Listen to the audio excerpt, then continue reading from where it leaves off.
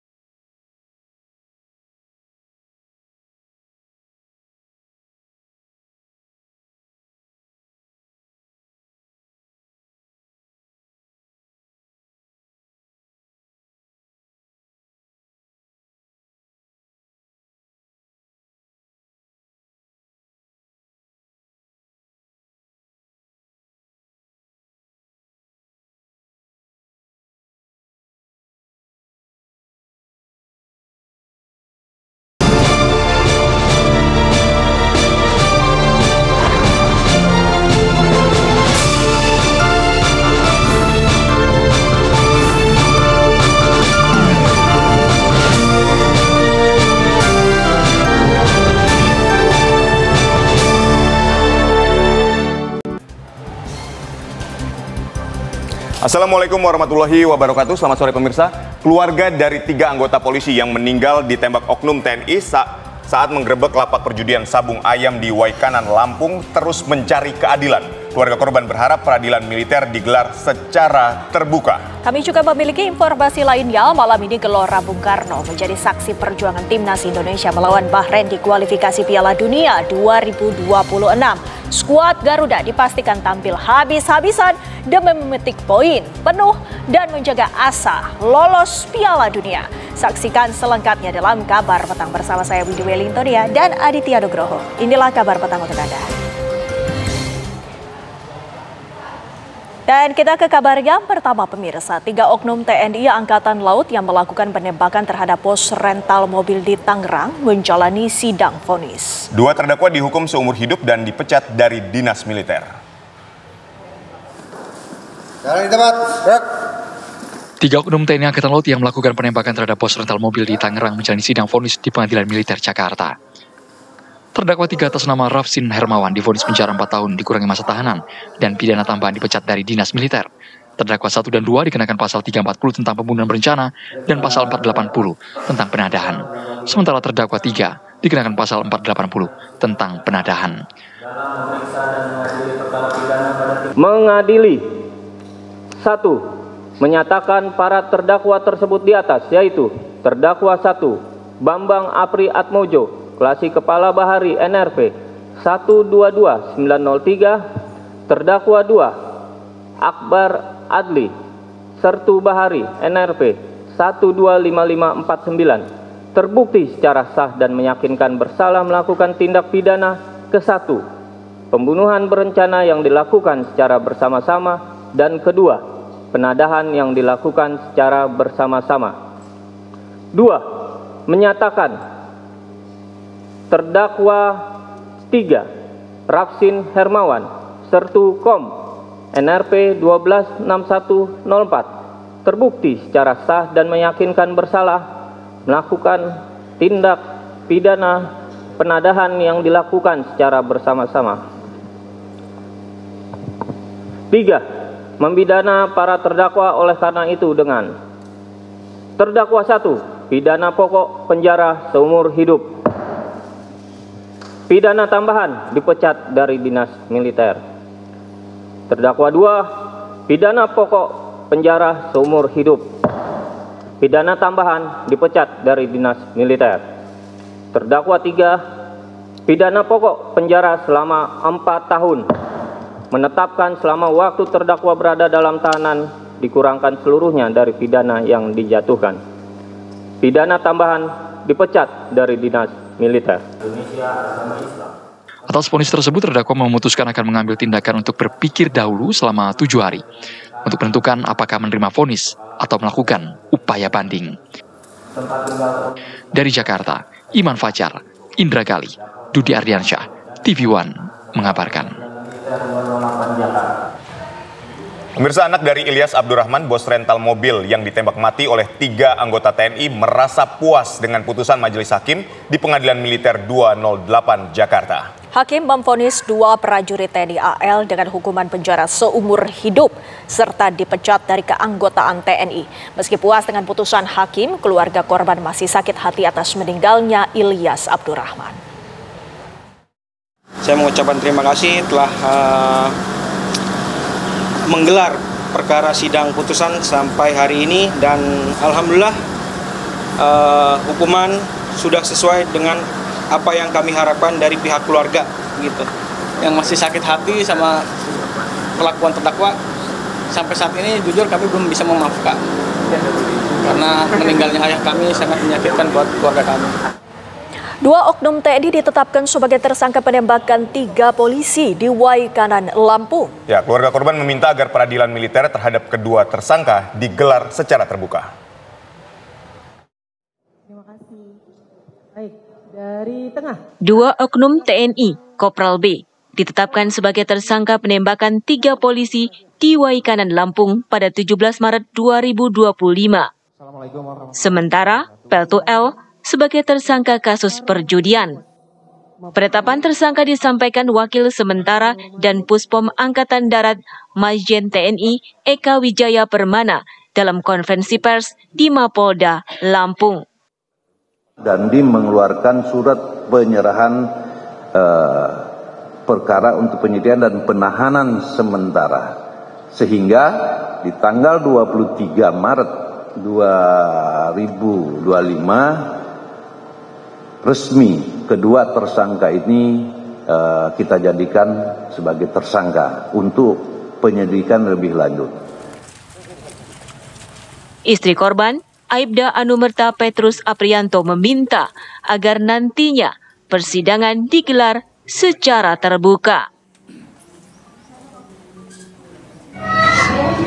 Saya selaku istri Aibda Anumerta Petrus Aprianto memohon kepada Bapak Prabowo Subianto, kepada Bapak Kapolri dan Bapak Panglima TNI, Kompolnas, Bapak Kapolda Lampung, Bapak Pangdam II Sriwijaya untuk menggelar sidang militer secara terbuka.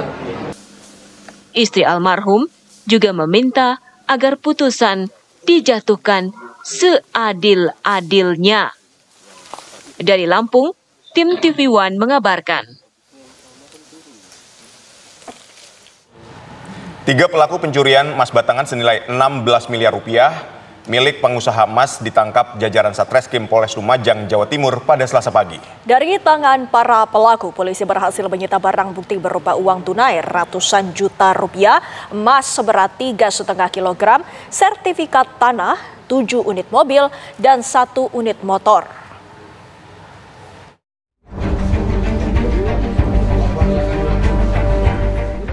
Tim Resmob Satreskrim Polres Lumajang, Jawa Timur menangkap 3 pencuri emas batangan senilai 16 miliar rupiah. Ketiga tersangka Solikah, Soekarno, dan Hoirul Anam ditangkap di rumah masing-masing atas laporan Leo Tanoyo, pengusaha emas yang kehilangan 13 batang emas dengan total berat mencapai 10 kg. Dari hasil penyelidikan dan penyidikan, terungkap otak dari aksi pencurian ini adalah tersangka Solikah yang merupakan asisten rumah tangga korban dengan cara menduplikasi kunci lemari tempat penyimpanan emas batangan. Aksi pencurian ini dilakukan tersangka Solikah bersama 2 tersangka lainnya secara bertahap sejak bulan September 2024 hingga awal tahun 2025. Di bulan September, saudari S menduplikat kunci lemari dan kunci kaki milik korban, di mana korban menyimpan emas miliknya, ya ada beberapa batang, Nah, yang hilang itu sejumlah 13 batang dengan total berat diperkirakan 10 kg. Dari tangan para tersangka, polisi berhasil menyita sejumlah barang bukti hasil kejahatan berupa uang tunai sebesar 678 juta rupiah, 3,5 kg emas dalam bentuk batangan dan perhiasan, sertifikat tanah, 7 unit mobil, serta 1 unit motor. Para tersangka akan dijerat dengan pasal 363 ayat 1 KUHP tentang pencurian dengan pemberatan dengan ancaman pidana penjara paling lama 7 tahun. Dari Lumajang, Jawa Timur, Wawan Sugiarto, TV One, mengabarkan. Keluarga besar Rosalia Rere Sogen, guru asal Nusa Tenggara Timur, berduka setelah perempuan berdedikasi itu menjadi korban serangan kelompok kriminal bersenjata atau KKB di Papua. Kematian tragis Rosalia meninggalkan duka mendalam bagi keluarganya di Desa Bantala, Kecamatan Lewolema, Kabupaten Flores, Nusa Tenggara Timur.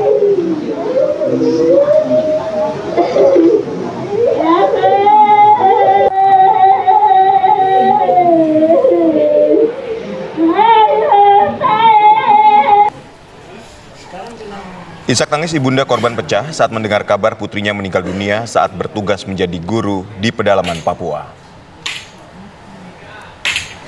Rosalia sudah mengabdi sebagai guru di pedalaman Papua sejak tahun 2022. Keluarga berharap jenazah Rosalia dapat dipulangkan dan dimakamkan di kampung halamannya di Desa Bantala.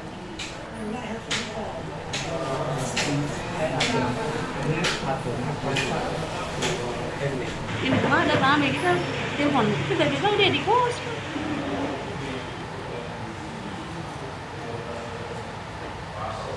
Pemirsa, kita beralih ke informasi lainnya. Bagaimana kemeriahan jelang laga Timnas Indonesia melawan Bahrain di Stadion Gelora Bung Karno, Jakarta malam ini? Ada rekan Haidar Faisal yang akan mengabarkan dari Gelora Bung Karno. Faisal, bagaimana dengan persiapan dan keseruan dari penonton menghadapi laga melawan Bahrain nanti malam? Silakan.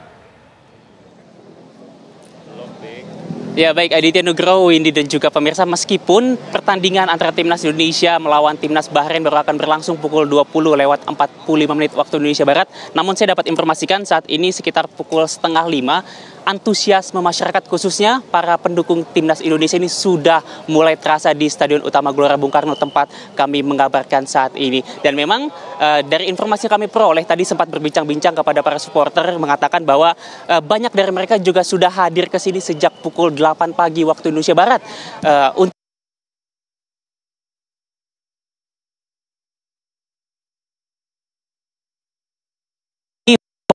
sudah berlangsung, didirikan sejak pukul 10 waktu Indonesia Barat hingga sampai saat ini. Dan saat ini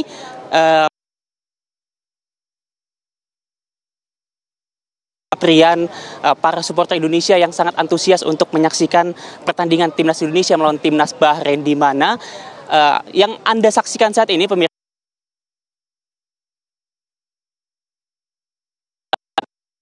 nunggu open gate yang rencananya akan dibuka sekitar pukul 5 waktu Indonesia Barat. Dan memang pemirsa bisa lihat dari yang ada di layar kaca bahwa banyak sekali pendukung Timnas ini hadir ke sini bersama dengan sanak keluarga tercinta juga, lalu juga mengenakan atribut Timnas Indonesia dengan berbagai atributnya seperti jersey ataupun shawl begitu. Dan tentu mereka juga namun juga dari luar Jakarta. Dan karena saya ganteng, maksud saya karena saya laki-laki, saya akan coba ajak pemirsa berbincang dengan perempuan cantik pemirsa, tidak kalah cantik dengan supporter luar. Halo Mbak, boleh minta waktu sebentar Mbak? Namanya siapa Mbak? Ica.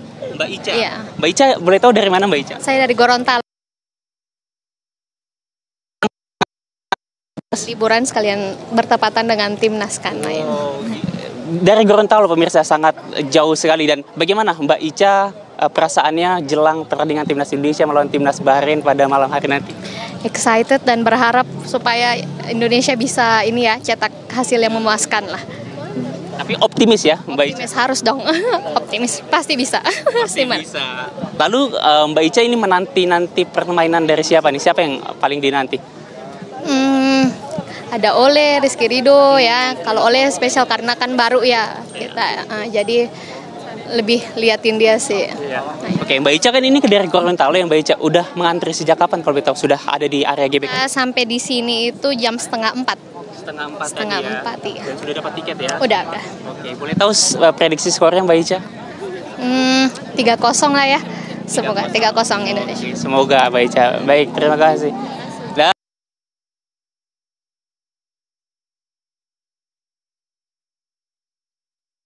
timnas yang saudara dan juga keluarga tercinta. Kalau mungkin juru kamera Ahmad Budiman bisa melihat di sini juga ada banyak sekali Sapit. Emang mendukung timnas ya? Iya. Siapa? Ngefans dengan siapa? Hah? Ngefans dengan siapa? Marcelino.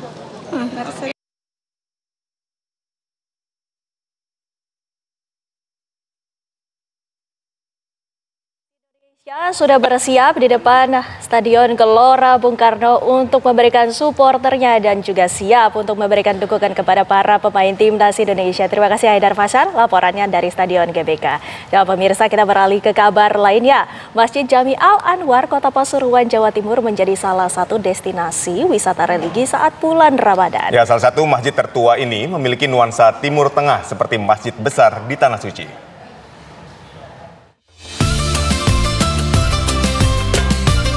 Masjid Agung Al-Anwar yang juga dikenal sebagai Masjid Jami merupakan salah satu masjid tertua dan ikon kebanggaan masyarakat Kota Pasuruan, Jawa Timur. Dibangun pada tahun 1800, masjid ini awalnya difungsikan sebagai pusat penyiaran agama Islam pada masa kolonialisme. Terletak di kawasan alun-alun Kota Pasuruan sehingga mudah diakses oleh masyarakat. Lokasinya yang strategis di jantung kota menambah kesan megah dan menjadikannya sebagai salah satu ikon utama Kota Pasuruan. Keunikan Masjid Agung Al-Anwar adalah arsitekturnya yang bernuansa Timur Tengah. Mirip dengan Masjid Nabawi di Madinah. Hal ini terlihat dari adanya 12 tiang yang jika dibuka merupakan payung raksasa di halaman masjid yang menambah kesan teduh dan membuat para pengunjung lebih betah. Keberadaan payung Madinah itu sangat terbantu dari luar, memantik pengunjung dari luar. Dulu ya sebenarnya ramai, tapi ketambahan dari payung Madinah ini menjadi pembawaan khas sendiri Kota Pasuruan. Gimana?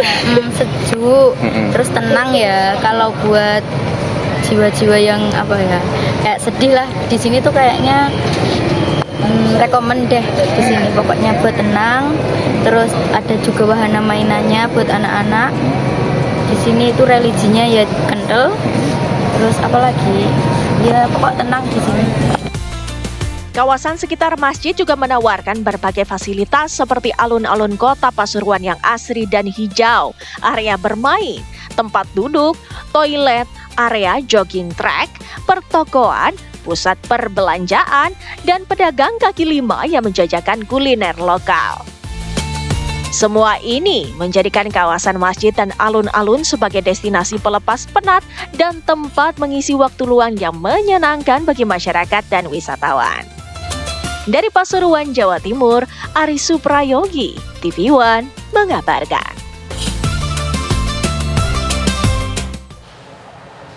Pemirsa, pemudik motor kembali memadati sejumlah ruas jalan di wilayah Karawang, Jawa Barat. Informasinya akan kami hadirkan sesaat.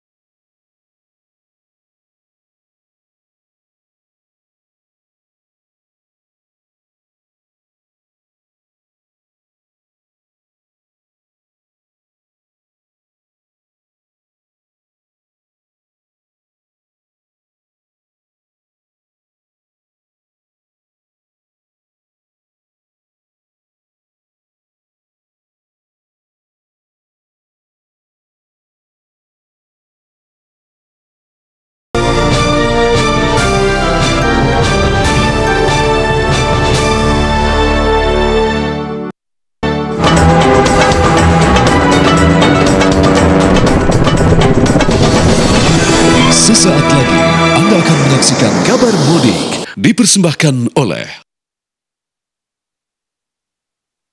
didukung oleh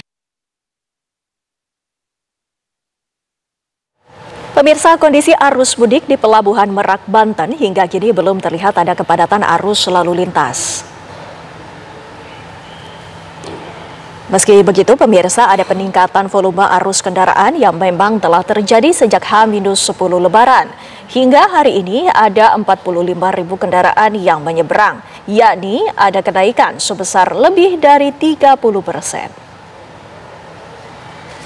Sementara total penumpang tercatat ada lebih dari 205.000 pemudik.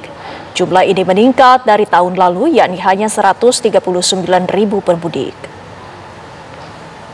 Ada 3 pelabuhan yang dioperasikan di Merak dikhususkan untuk kendaraan pribadi dan bus, dan pihak kepolisian akan memperlakukan sistem ganjil genap pada 27 hingga 30 Maret 2025. Sedangkan untuk angkutan kapal, ada 36 kapal per hari yang beroperasi. Satu kapal bisa memuat sebanyak 1.000 kendaraan.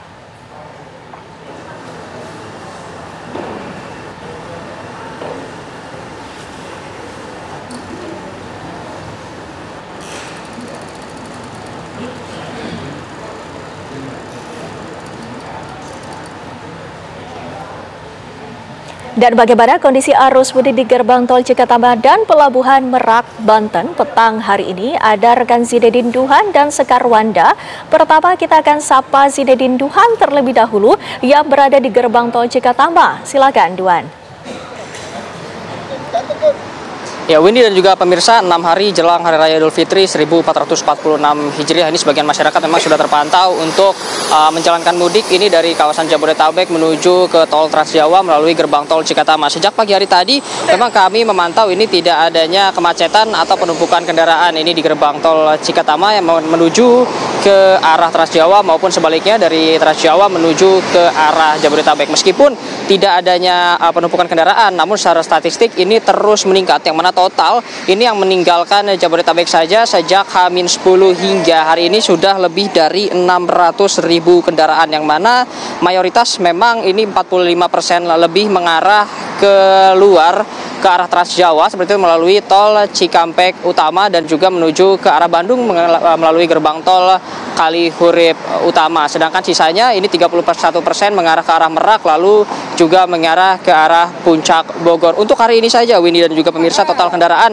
ini yang keluar dan juga masuk melalui gerbang tol Cikatama ini ada 34.864 kendaraan. Sedangkan yang mengarah ke arah Trans Jawa ini melalui gerbang tol Cikatama ini ada 21.216. Untuk yang mengarah ke Bandung ini melalui gerbang tol Kalihurip ada 14.544 dan ini juga meningkat sekitar 10% dibandingkan dengan periode tahun sebelumnya. Jika kita lihat memang polanya yang kami pantau sejak H-10 hingga H-6 ini untuk yang berangkat menuju ke arah tol Trans Jawa ini mayoritas para pemudik berangkat di pagi hari selepas sahur dan juga di malam hari selepas menjalankan ibadah tarawih, sehingga juga memang di siang hari ini tergolong lenggang. Sedangkan untuk yang ke Bandung ini justru berbeda, di pagi dan siang hingga sore hari ini justru dipadati oleh para pemudik yang akan mengarah ke arah Bandung, dan di malam hari justru cenderung kosong dikarenakan juga untuk menuju ke Bandung ini memerlukan waktu yang lebih sedikit atau lebih cepat dibanding dengan menuju ke Trans Jawa yang nantinya akan keluar di gerbang tol Kalikangkung. Nah, untuk potongan tarif tol sendiri ini sudah diberlakukan oleh Jasa Marga sejak tanggal 24 hingga tanggal 26 yang harusnya membayar sebesar 440.000 dari Cikatama menuju ke Kalikangkung. Saat ini adanya potongan menjadi sebesar 352.000 untuk yang keluar dari gerbang tol Kalikangkung dan tap in yang berasal dari gerbang tol Cikatama. Nantinya juga potongan akan terus dilakukan hingga tanggal 28, namun sejak tanggal 26 hingga 28 ini ada perbedaan. Bukan 352, namun nantinya akan ada 408.500 untuk biaya gerbang tol. Kami masih akan terus memantau bagaimana nanti perkembangan situasi di tol Cikatama menuju ke arah Trans Jawa. Untuk sementara itu informasi yang dapat kami sampaikan, saya kembalikan studio Windy. Tuhan, sementara itu pemirsa kami akan mengetahui apakah ada peningkatan jumlah pemudik di Pelabuhan Merak. Sekar Wanda, silakan dengan laporan Anda. Selamat sore Windy dan juga pemirsa. Pantauan arus mudik di Pelabuhan Merak pada sore hari ini masih terpantau landai. Belum terlihat adanya kepadatan arus lalu lintas kendaraan. Namun meski begitu, volume kendaraan per hari ini sejak H-10 kemarin sudah ada peningkatan sebanyak 45.000, yang mana artinya ada peningkatan sebesar 32%. Dengan total penumpang yakni sekitar 205.000 penumpang dari H-10 hingga hari ini. Berbeda dengan tahun sebelumnya yang hanya sekitar 139.000 saja. Dan mengingat hal tersebut, terdapat 3 pelabuhan yang dioperasikan pada mudik 2025 ini. Dan untuk di Pelabuhan Merak sendiri, ini dikhususkan untuk kendaraan pribadi dan juga untuk kendaraan bus. Dan kemarin pihak Kapolda Banten, Irjen Pol Suyudi Aryo Seto, ini telah melakukan operasi Ketupat Maung 2025, yakni untuk melihat dan juga memantau bagaimana arus lalu lintas di Pelabuhan Merak ini sendiri. Dan pihaknya juga mengatakan bahwa skema tahun ini akan diberlakukan sistem ganjil genap selama masa mudik yang akan dimulai dari 27 Maret hingga 30 Maret 2025. Sehingga bagi Anda yang ingin melakukan berpergian menggunakan kapal, diharapkan untuk membeli tiket sesuai dengan tanggal, diperhatikan tanggal baik ganjil maupun genap, dan disesuaikan juga dengan nomor plat kendaraan Anda. Dan perlu diperhatikan juga untuk dapat membeli tiket secara online melalui platform Ferizi atau Very Easy dan juga mitra yang bekerja sama dengan Ferizi. Dan hingga saat ini masih belum ada kepadatan, namun pihak ASDP akan terus menyediakan sejumlah kapal bagi para pemudik yang ingin berpergian dari Pelabuhan Merak menuju Pelabuhan Bakauheni. Untuk sementara, Windy, saya kembalikan ke Anda di studio. Terima kasih Sekar Wanda mengabarkan dari Pelabuhan Merak, dan sebelumnya Zide Duduan mengabarkan dari Tol Gerbatama, Cikatama.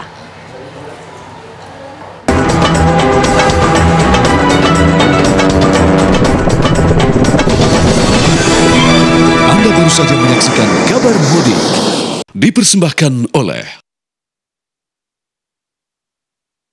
didukung oleh Pemirsa, pemudik motor kembali memadati sejumlah ruas jalan di wilayah Karawang, Jawa Barat pada Selasa pagi. Peningkatan pemudik motor terjadi di Jalan Raya Lingkar Tanjung Pura, Karawang, Jawa Barat.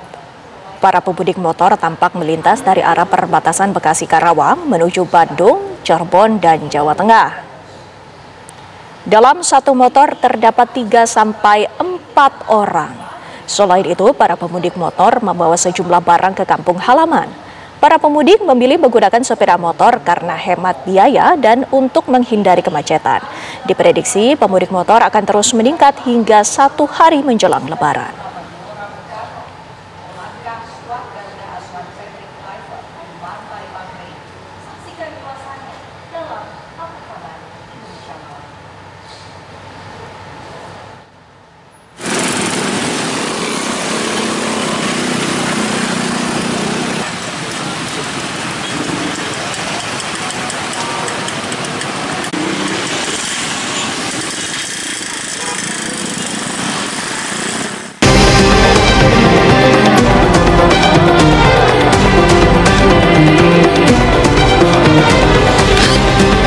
Ubur-ubur ikan lele. Selamat Lebaran.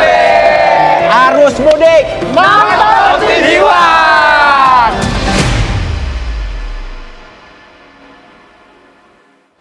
Indonesia harus dapat meraih poin dalam menaklukkan Bahrain malam ini di Stadion Utama Gelora Utama Bung Karno. Kami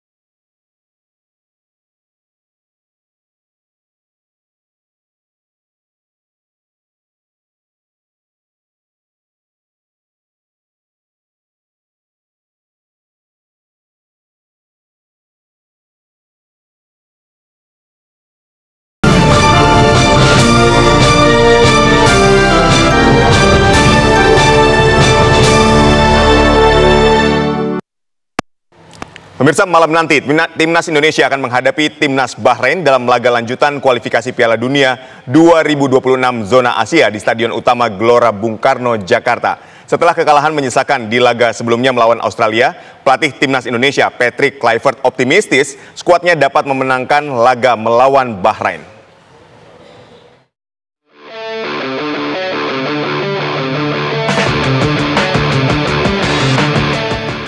Bangkit dan berbenah. Itulah yang harus dilakukan Timnas Indonesia jelang laga menghadapi Bahrain di Stadion Gelora Bung Karno malam nanti. Kekalahan menyisakan 1-5 atas Australia Kamis lalu harus segera dilupakan karena tak ada pilihan lain bagi tim Garuda kecuali meraih kemenangan atas Bahrain jika ingin mimpi besar menuju Piala Dunia 2026 tetap terjaga. Secara komposisi, pemain tak ada lagi yang perlu dikhawatirkan dari tim asuhan Patrick Kluivert. Kehilangan Miss Hilgers dan Sandy Walsh karena cedera di laga melawan Australia bukanlah sesuatu yang harus dikhawatirkan. Skuad Garuda masih memiliki banyak pemain pengganti seperti Rizky Ridho yang diprediksi akan bermain sebagai starter di laga melawan Bahrain nanti. Belum lagi Ragnar Oratmangun dan Justin Hubner yang sudah bisa kembali diturunkan setelah absen di laga melawan Australia.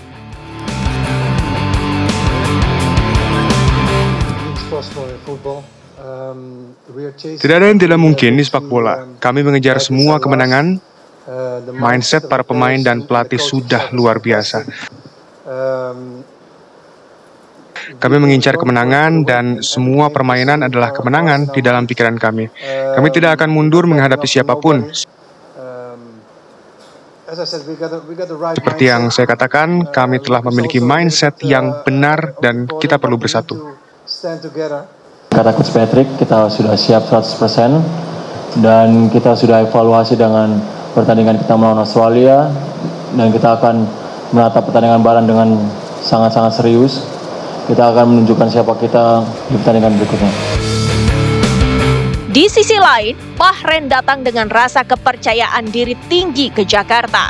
Setelah hasil kontroversial di laga pertama melawan Indonesia, Bahrain menunjukkan performa yang terus meningkat. Mereka bahkan sempat menjuarai turnamen antara negara Arab bertajuk Piala Teluk pada Januari lalu. Pelatih Timnas Bahrain, Dragan Talajic, menyatakan ia tidak akan mengomentari hasil pertandingan sebelumnya dengan Timnas Indonesia. Ia menyatakan skuadnya datang dengan kepercayaan diri. Saya tidak ingin komentar mengenai pertandingan terakhir. Itu sudah berlalu. Kami melupakannya. Sekarang kami fokus pada pertandingan saat ini.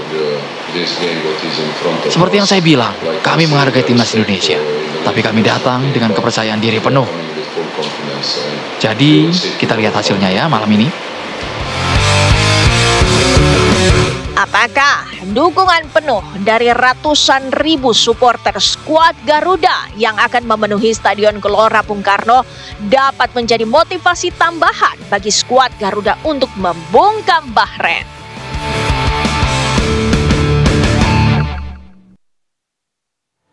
Timnas Indonesia akan berhadapan dengan Timnas Bahrain dalam laga kualifikasi Piala Dunia 2026 yang berlangsung malam ini di Stadion Utama GBK Jakarta. Dapatkah skuad Garuda asuhan Patrick Kluivert membantai Bahrain? Kami akan berbincang dengan pelatih sepak bola Aji Santoso. Selamat sore, Coach Aji. Selamat sore, Bung. Baik, Coach Aji, Indonesia ini kan akan berhadapan dengan Bahrain kembali di laga kualifikasi Piala Dunia. Bagaimana kekuatan timnas saat ini, apalagi setelah kemarin kita kalah dari Australia 1-5?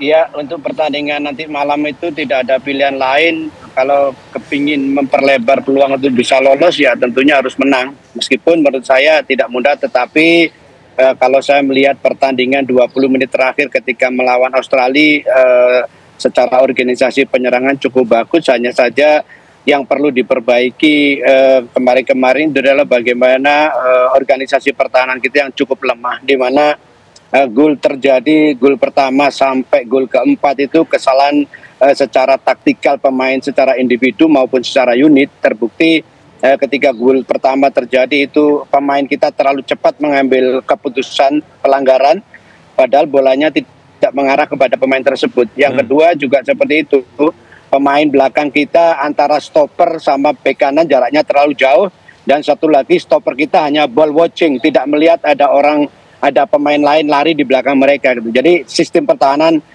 ketika melawan Australia sangat kurang bagus. Baik. Ini kalau bisa diperbaiki melawan Bahrain, saya pikir peluang kita untuk menang masih terbuka. Ya, Patrick Kluivert ini kan menerapkan total football dengan permainan menyerang, namun seolah yaitu tadi melupakan pertahanan gitu ya. Ketika di Counter Strike, dia keteteran di situ. Nah, menurut Anda apa yang sebetulnya dapat diperbaiki atau bagaimana cara memperbaiki lini pertahanan kita? Ya, itu tadi saya sampaikan, boleh saja sepak bola menyerang memang bagus. Kalau kita ingin memperoleh kemenangan, kita meski harus attacking, tetapi jangan lupa ketika kita menyerang pun sistem organisasi pertahanan kita juga harus bagus, harus kokoh gitu. Jadi seandainya ada counter attack seperti gol kedua itu tidak terjadi lagi gitu. Jadi saya sangat setuju, apalagi ini kita main di kandang, kita butuh poin 3, kita kepingin memperlebar peluang, ya kita mesti harus main menyerang, meskipun harus pertahanan tidak boleh dilupakan. Jadi ketika menyerang pun pemain-pemain belakang kita harus tetap waspada, mengantisipasi untuk terjadinya counter attack lebarin. Tapi menurut saya juga sangat mungkin Bahrain akan melakukan counter attack. Sistem-sistem counter attack bisa aja dilakukan karena Bahrain juga tahu kualitas tim kita. Main di Bahrain aja kalau nggak salah waktu itu Sherry kan. Waktu Sherry tentunya ini main di kandang, peluang besar untuk bisa menang. Baik, adakah pemain kunci coach yang dapat menjaga ritme permainan dari timnas Indonesia? Ya, main sepak bola itu saya lebih suka pada kolektivitas tim ya. Kita tidak bisa mengandalkan 1-2 pemain. Mulai dari penjaga gawang sampai striker itu harus secara kolektif. Bagaimana cara sentuhan-sentuhan, bagaimana main taktikal 1-2, bagaimana melakukan dribbling, solo dribbling, itu jadi semua harus ada. Jadi menurut saya kita tidak boleh hanya mengandalkan 1-2 pemain. Ini harus kolektivitas karena sepak bola itu adalah olahraga jenis kolektivitas tim. Seperti itu. Artinya kekompakan dan soliditas dari tim ini menjadi kekuatan besar ya, Coach? Betul, Bang. Baik, apakah ada pemain asli Indonesia yang menurut Anda akan dimainkan dan layak dimainkan dari menit awal di pertandingan melawan Bahrain ini? Ya, kalau menurut saya peluang yang cukup besar mungkin Rizky Ridho yang akan dimainkan. Karena memang ketika menjadi pengganti pun Rizky Ridho juga tampil cukup bagus. Apalagi kan sebelumnya Rizky Ridho juga sudah menemukan chemistry dengan pemain-pemain belakang yang lain gitu. Jadi menurut saya ini main di kandang, tidak ada salahnya memberi kesempatan Rizky Ridho karena pemain ini terbukti memang memiliki kualitas. Baik, lalu apa yang harus kita waspadai dari Bahrain? Karena kan ini beberapa kali pelatih Bahrain ini melakukan cyber nih ke timnas kita. Iya, jadi tidak perlu terpancing dengan sewor, tapi perlu diwaspadai kemungkinan besar juga mereka akan melakukan counter attack.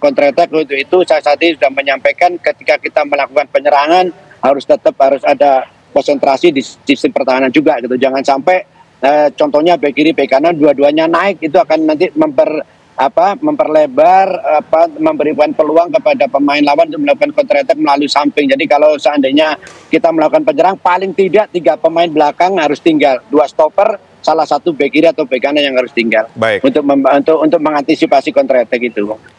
Lalu bagaimana dengan peluang Indonesia lolos ke Piala Dunia 2026 dan terakhir ya prediksi skor? Boleh Coach, silakan. Ya, peluang. Makanya pertandingan melawan Bahrain ini pertandingan sangat menentukan. Kalau kita bisa memenangkan pertandingan, ada peluang untuk peringkat 3 atau 4. Tetapi kalau kita nanti tidak menang, bahkan mungkin kalah, justru akan memperkecil peluang kita untuk bisa lolos ke babak berikutnya. Ya, saya pikir sepak bola itu sangat sulit diprediksi. Yang terpenting saya menginginkan, tentunya masyarakat Indonesia menginginkan bahwa malam hari ini kita harus menang. Gak ada pilihan lain. Baik, malam hari ini kita harus menang, tidak ada pilihan lain. Baik, terima kasih Coach Aji telah berdialog bersama kami. Sehat dan sukses selalu, dan tentu kita doakan agar timnas Indonesia dapat meraih kemenangan malam ini melawan Bahrain. Amin. Terima kasih. Pemirsa, menjelang perayaan Idul Fitri tahun 2025, pemerintah mengeluarkan surat edaran yang mengimbau perusahaan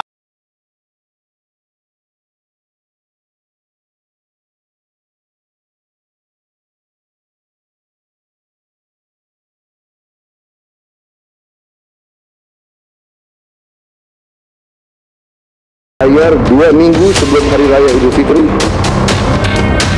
Semoga dengan adanya kebijakan ini dapat membantu dalam mengelola kebutuhan selama mudik dan selama libur Lebaran.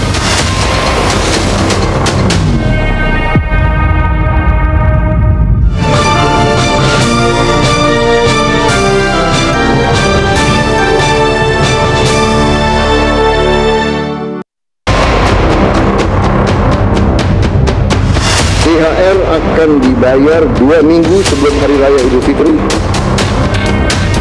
Semoga dengan adanya kebijakan ini dapat membantu dalam mengelola kebutuhan selama mudik dan selama libur Lebaran.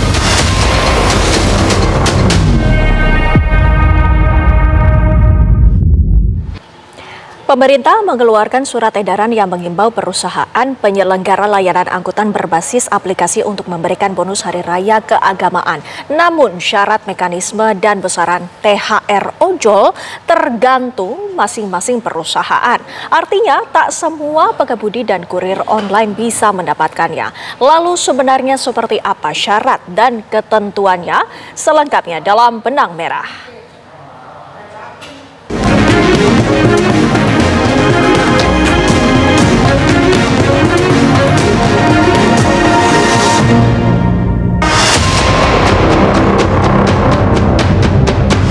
THR akan dibayar 2 minggu sebelum Hari Raya Idul Fitri.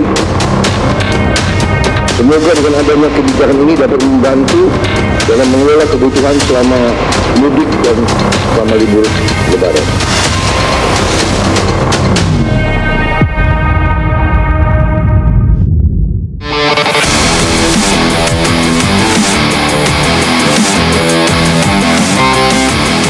Tunjangan Hari Raya Keagamaan atau THR adalah pendapatan non-upah yang wajib dibayarkan oleh pengusaha kepada karyawan atau keluarganya menjelang Hari Raya Keagamaan. Petunjuk teknis pemberian THR setiap tahunnya diatur dalam Surat Edaran Menteri Ketenagakerjaan. Surat edaran ini akan menjelaskan kriteria penerima THR, kapan waktu THR cair, dan berapa besaran THR yang harus diberikan, serta apakah THR tersebut boleh dicicil atau tidak. Tahun 2025 ini, pemerintah juga mengeluarkan surat edaran yang memuat imbauan untuk pemberian THR bagi mitra ojol.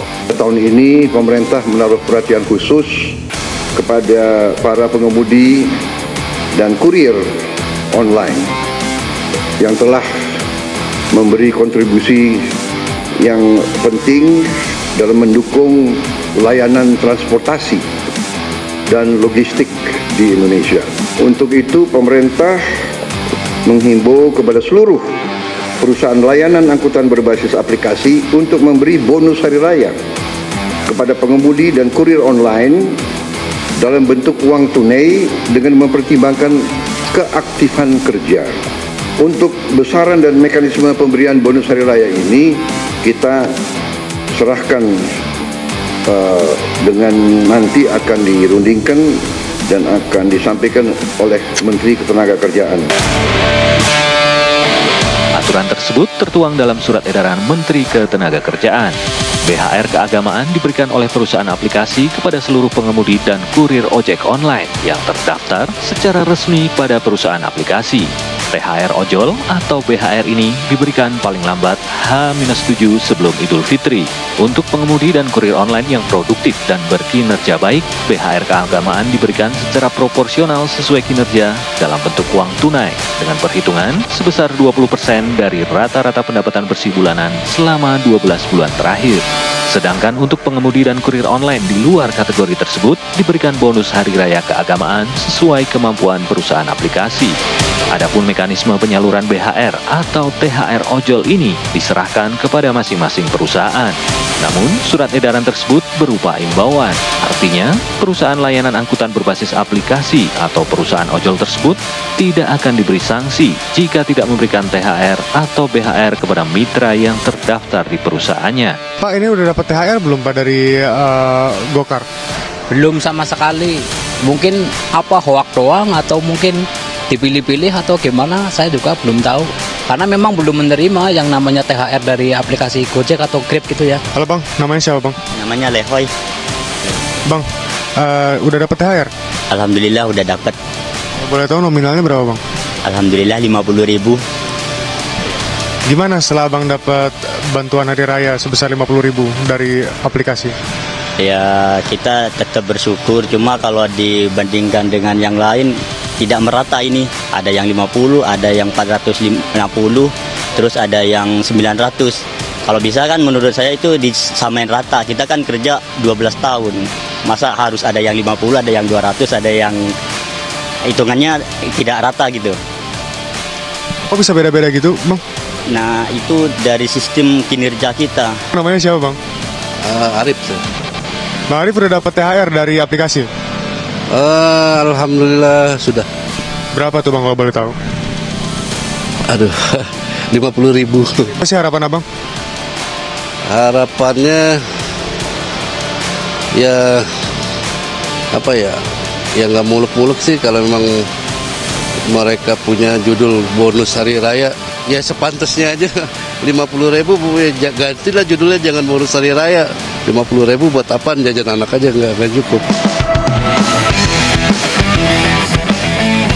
Namun, Presiden menegaskan permintaan untuk menambah nominal THR ojol tersebut hanya berupa imbauan, sehingga perlu disesuaikan dengan kemampuan masing-masing perusahaan dengan tetap memperhatikan kesejahteraan para mitranya. Sementara itu, banyak pihak yang juga merasa berhak menerima THR, seperti LSM dan Ormas. Fenomena LSM dan Ormas yang meminta THR ke pengusaha, yang sebagian bahkan berujung pada tindakan kriminal pemerasan, memang seringkali terjadi dan terus berulang. Gua jagoan yang megang kiki. Iya, Pak. Ada nih gua nih. Iya, Pak. Kalau gua tutup jalan di depan baru bergerak. Iya.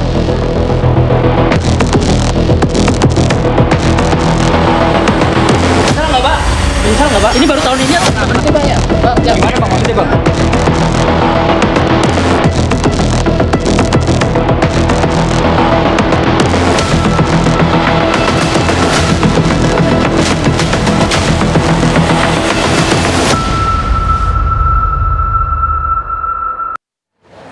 Pemudik sepeda motor yang menyeberang dari Pelabuhan Ciwandan, Kota Cilegon, Banten tercatat mencapai 5.000 lebih. Sesaat lagi.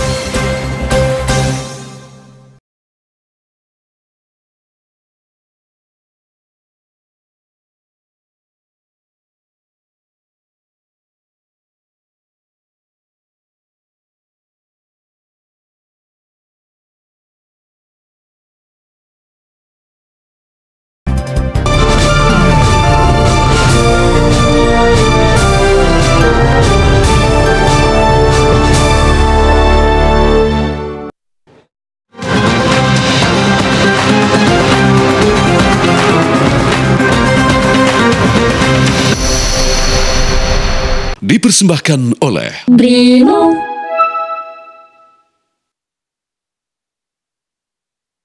Pemirsa, 6 hari jelang Lebaran Idul Fitri 1446 Hijriah, arus lalu lintas di ruas tol Cikampek masih terpantau lancar. Belum terlihat ada kepadatan atau lonjakan arus pemudik di sejumlah titik ruas tol Jakarta Cikampek. Seperti inilah situasi arus lalu lintas di ruas tol Jakarta Cikampek pada Selasa, terpantau lancar cenderung lengang. Para pengendara pun dapat memacu kendaraannya dengan kecepatan normal. Belum terlihat ada lonjakan kendaraan pemudik yang melintas di ruas tol Japek yang bergerak meninggalkan wilayah ibu kota menuju arah timur Cirebon, Jawa Tengah dan Jawa Timur yang melewati ruas gerbang tol Cikampek Utama.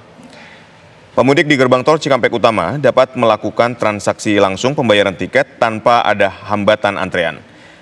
Data real-time Jasa Marga mencatat hari ini hingga sore hari kendaraan yang meninggalkan Jakarta melalui gerbang Cikampek Utama tercatat lebih dari 17.157 kendaraan dan diprediksi akan terus mengalami peningkatan hingga mendekati Lebaran.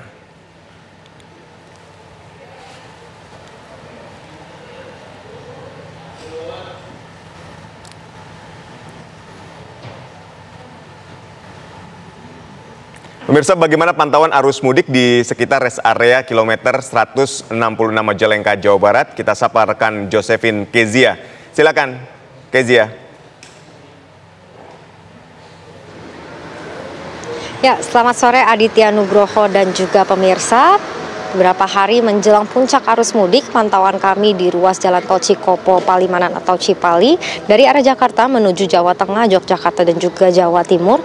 Ini kalau kami pantau memang terjadi peningkatan jumlah kendaraan atau volume kendaraan. Namun meskipun terjadi peningkatan, ini untuk kalau kami pantau di ruas jalan tol ini memang dari tadi cukup ramai lancar. Kendaraan dapat melaju kecepatan dengan kecepatan normal. Dan memang kalau kami melihat ini untuk di ruas jalan tol sendiri didominasi oleh kendaraan pribadi di roda 4 dan juga bus besar antar kota yang mengangkut para pemudik. Ini kalau kami melihat ini platnya kebanyakan dari Jakarta, Bogor dan juga Bandung. Tadi kami juga sempat melihat ada sejumlah truk sumbu 3 yang melintas, meskipun sebetulnya ada batasan untuk kendaraan truk sumbu 3 yang melintas di ruas jalan tol.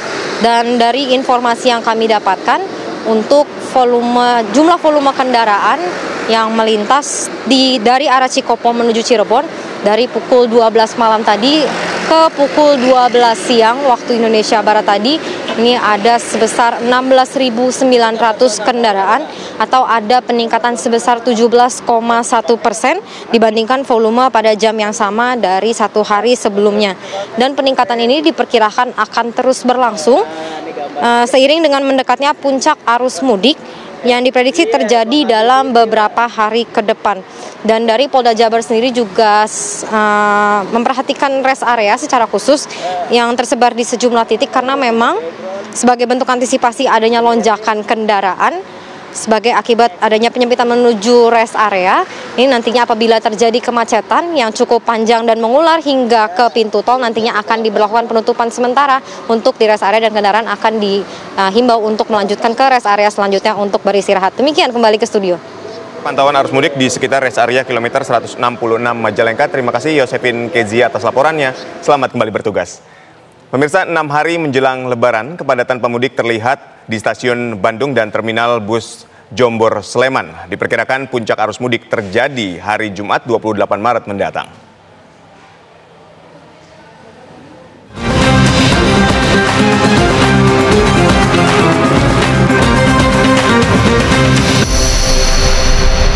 Dipersembahkan oleh Brimo.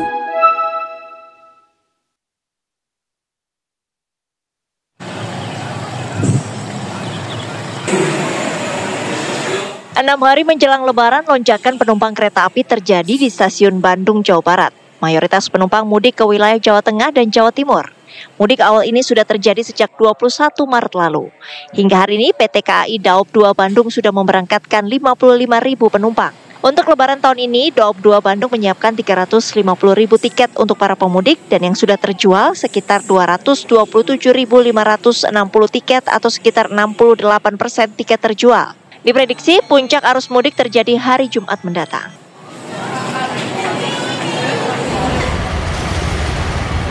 Lonjakan penumpang juga terjadi di Terminal Jombor Sleman, Yogyakarta. Ribuan pemudik yang kebanyakan dari kalangan mahasiswa ini berangkat dengan menggunakan bus dengan tujuan beberapa kota di Pulau Sumatera seperti Lampung, Palembang, dan Jambi. Mereka mudik untuk merayakan Idul Fitri bersama keluarga di kampung halaman. Sejumlah pemudik mengaku terjadi lonjakan harga tiket sebesar Rp150.000 pada arus mudik tahun ini. Puncak arus mudik di Terminal Jombor diperkirakan terjadi pada 27 atau 28 Maret mendatang. Dari Bandung, Jawa Barat dan Sleman, Yogyakarta, Asep Barbara, Andri Prasetyo, TV One mengabarkan. Pemirsa, bagaimana situasi pemudik motor sore hari ini di Ciwandan? Kami ajak Anda bergabung bersama Margareta Novita. Selamat sore, Margaret. Apakah pemudik motor ini semakin ramai? Ya, Aditya dan juga pemirsa, untuk pemudik motor yang ada di Pelabuhan Ciwandan Cilegon pada hari ini memang sejak tadi siang kami memantau belum terlalu ada penambahan jumlah pemudik motor yang secara signifikan, mengingat para pemudik motor ini baru akan merapat ke Pelabuhan Ciwandan Cilegon pada malam hari nanti atau menjelang tengah malam, mengingat ini juga menghindari cuaca terik di siang hari. Dan memang tadi juga sempat ada tinjauan langsung dari Menteri Pekerjaan Umum, tadi ada Dodi Hanggodo yang memang meninjau dan melihat langsung bagaimana kesiapan dari Pelabuhan Ciwandan untuk masa angkutan Lebaran 2025. Dan untuk pelabuhannya sendiri ini pemirsa memang telah dibuka atau telah mulai beroperasi pada 24 Maret kemarin hingga 30 Maret mendatang. Dan memang untuk Pelabuhan Ciwandan sendiri ini menyediakan 2 dermaga inti yang untuk berlabuh dan juga bersandar dengan 5 kapal atau armada kapal yang akan melayani rute dari Pelabuhan Ciwandan Cilegon menuju Pelabuhan Wika Beton yang ada di Lampung, Sumatera. Dan untuk itu tadi kami juga melihat bahwa dari pihak Pelindo sendiri ini telah membagi-bagikan snack, mengingat ini sebentar lagi memasuki waktu untuk berbuka puasa. Dan untuk hari ini memang ada sekitar 5.000 orang yang telah menyeberang, kemudian juga ada sekitar 2.000 unit motor yang sudah menyeberang, dan total truk untuk hari ini dan kemarin ini ada 1.273 unit. Dan memang untuk fasilitasnya kami tadi juga melihat bahwa di sini sudah banyak sekali fasilitas umum seperti adanya UMKM, kemudian juga musola, lalu toilet umum, dan juga pastinya tempat parkir ini diperluas hingga mencapai 1,7 hektar, di mana ini bisa menampung 3.000 kendaraan roda 2 dan juga 250 truk berukuran ataupun level ini 5B atau 6B ataupun sedang, begitu pemirsa. Dan untuk selain itu juga ada pengamanan yang diberikan tentunya oleh Polres dan juga Polda Banten sendiri, ini mengarahkan sebanyak 5.000 personel dalam operasi ketupat maung yang disebar di 3 titik pemirsa, yakni di Merak, juga di Pelabuhan Ciwandan dan di Pelabuhan BBJ Bojonegoro. Dan memang untuk Pelabuhan Ciwandan sendiri ini pemirsa menerima pemudik roda 2 dan juga truk berukuran sedang untuk mengangkut logistik. Sementara demikian, kembali ke Aditya. Sekali lagi terima kasih rekan Margareta Novita mengabarkan langsung dari Pelabuhan Ciwandan. Selamat kembali bertugas. Pemirsa, kita akan melihat bagaimana kemeriahan pendukung timnas di GBK. Sesaat lagi tetaplah bersama kami.